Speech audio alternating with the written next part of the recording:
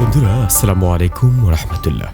তারাবিতে কোরআনের বার্তা অনুষ্ঠানে আপনাদের সবাইকে স্বাগতম। অষ্টম তারাবিতে আল্লাহ তাআলা কি বলেছেন সে বিষয়ে সংক্ষিপ্ত ধারণা তুলে ধরব ইনশাআল্লাহ। অষ্টম তারাবিতে পঠিতব্য কোরআনের একাদশ পাড়ায় থাকছে সূরা তওবার অবশিষ্টাংশ, পূর্ণাঙ্গ সূরা ইউনুস ও সূরা হুদের প্রথম ৫ আয়াত। অষ্টম তারাবিতে পঠিতব্য কোরআনের ঘটনাবলী। নবম হিজরিতে সংঘটিত ঐতিহাসিক তাবুক যুদ্ধে অংশগ্রহণ না করা কয়েকজন সাহাবী অনুতপ্ত হয়ে নিজেদেরকে মসজিদে নববীর খুঁটির সাথে বেঁধে রাখেন। পরবর্তীতে তাদের তওবা কবুল করা হয়। কৃতজ্ঞতা স্বরূপ তারা সাদাকা পেশ করেন। পৃথিবীর ইতিহাসে আত্মশুদ্ধির এমন দৃষ্টান্ত বিরল, যেখানে নিজেরা নিজেদের ভুল বুঝতে পেরে নিজেদেরই খুঁটির সাথে বেঁধে রাখেন। ঈমানদারদের জন্য এটা তওবার সর্বোত্তম উদাহরণ। মুসলমানদের বিরুদ্ধে ষড়যন্ত্রের জন্য মসজিদ নামে মদিনায় একটি ঘর নির্মাণ করেছিল মুনাফিকরা। শুধু তাই নয়, ষড়যন্ত্রের এই আস্তানাকে তারা রাসূলুল্লাহ সাল্লাল্লাহু আলাইহি ওয়াসাল্লামের মাধ্যমে উদ্বোধন করতে চেয়েছিল। মহান আল্লাহ তাদের এই দুরভিসন্ধি ফাঁস করে দেন এবং ওই ঘরকে মসজিদে দিরার বা ক্ষতি সাধনের মসজিদ আখ্যা দিয়ে আয়াত নাজিল করেন। রাসূলুল্লাহ সাল্লাল্লাহু আলাইহি ওয়াসাল্লামকে উক্ত মসজিদে যেতে নিষেধ করে আল্লাহ জানান, কুবায় নবীজির নির্মিত মসজিদ যা তাকওয়ার উপর প্রতিষ্ঠিত, সেটি সালাত আদায়ের জন্য বেশি উপযুক্ত। কাব ইবনে মালিক রাদিয়াল্লাহু তাআলা আনহু সহ ৩ জন সাহাবী তাবুক যুদ্ধে অংশগ্রহণ না করার কারণে অনুতপ্ত হন এবং যুক্তি কিংবা অজুহাতের আশ্রয় না নিয়ে নিজেদের ভুল স্বীকার করেন। আল্লাহ তাদের ক্ষমা করেন। অন্যায় হয়ে গেলে অজুহাত না দেখিয়ে অকপটে ভুল স্বীকার করতে হবে। এটাও এই ঘটনার একটি শিক্ষা। কওমের অগ্রাহ্য এবং অবাধ্যতার পরও নূহ আলাইহিস সালাম ছিলেন আল্লাহর প্রতি অবিচল আস্থা ও ভরসার মূর্ত প্রতীক। আর অবাধ্যতার কারণে মহাপ্লাবন নিয়ে তার কওমকে ধ্বংস করে দেওয়া হয়। মুসা ও হারুন আলাইহিস সালামের দাওয়াত অমান্য করেছিল ফিরাউন ও তার অনুসারীরা। শুধু তাই নয়, মুসা আলাইহিস সালামের মুজিজাকে চ্যালেঞ্জ করে জাদুকরদের সমবেত করেছিল ফিরাউন। মহান আল্লাহ জাদুকরদের পরাজিত করে সত্যকে উদ্ভাসিত করেন। ইউনুস আলাইহিস সালামের কওম তাদের নবীর প্রতি ঈমান না এনে অবাধ্য হয়েছিল। এরপর আসমানি আযাব আঁচ করে তারা ঈমান আনে এবং আল্লাহর কাছে আত্মসমর্পণ করে। আল্লাহ তাদের উপর থেকে আযাব তুলে নেন। এটি একমাত্র ব্যতিক্রম ঘটনা, নতুবা আযাব প্রত্যক্ষ করার পর তওবা করলে মহান আল্লাহ তা কবুল করেন না। আল্লাহ চাইলে সবাইকে ঈমান আনতে বাধ্য করতে পারেন, কিন্তু সেটি তিনি করেন না। বরং দুনিয়া নামের পরীক্ষাগারে তিনি মানুষকে অবারিত স্বাধীনতা দেন এবং দেখতে চান কারা স্বেচ্ছায় ঈমান আনে। ঈমান ও আকীদা। আজকের পঠিতব্য সূরায় ঈমান ও আকীদা নিয়ে আল্লাহ তাআলা বেশ কিছু কথা উপস্থাপন করেছেন। সূরা ইউনুসে আল্লাহর একত্ববাদের যথার্থতা, শিরকের ভয়াবহতার আলোচনা প্রাধান্য পেয়েছে। বিভিন্ন জায়গায় তাওহীদুল রব্বিয়্যাহ এবং তাওহীদুল উলুহিয়্যাহ, আল্লাহকে প্রতিপালকত্ব ও উপাস্যকতার একমাত্র অধিকারী বিশ্বাস করা সংক্রান্ত বর্ণনা রয়েছে। আল্লাহ সবকিছু নিয়ন্ত্রণ, রক্ষণাবেক্ষণ ও পরিচালনা করেন সে বিষয়েও বিবৃত হয়েছে একাধিক আয়াতে। আজকের পঠিতব্য সূরায় আল্লাহ তাআলা তার বান্দাদের জন্য বিভিন্ন আদেশ এবং নিষেধ করেছেন।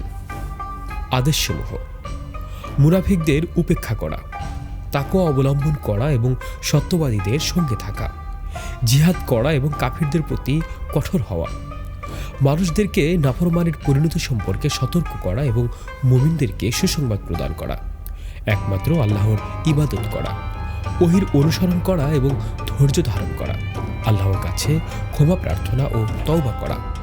আজকের পঠিতব্য আয়াতে নিষেধসমূহ: সত্য সম্পর্কে অজ্ঞদের অনুসরণ না করা, সন্দেহকারীদের অন্তর্ভুক্ত না হওয়া, আল্লাহর আয়াত অস্বীকারীদের অন্তর্ভুক্ত না হওয়া, মুশরিকদের অন্তর্ভুক্ত না হওয়া, আল্লাহ ছাড়া অন্য কাউকে না ডাকা, আল্লাহ ছাড়া অন্য কারো ইবাদত না করা, হালাল এবং হারাম।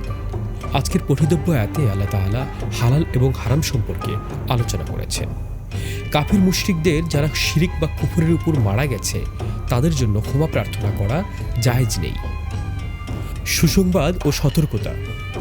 আল্লাহ তাআলা আজকের পঠিতব্য সূরায় বান্দাদের জন্য সুসংবাদ ও সতর্কতা করেছেন।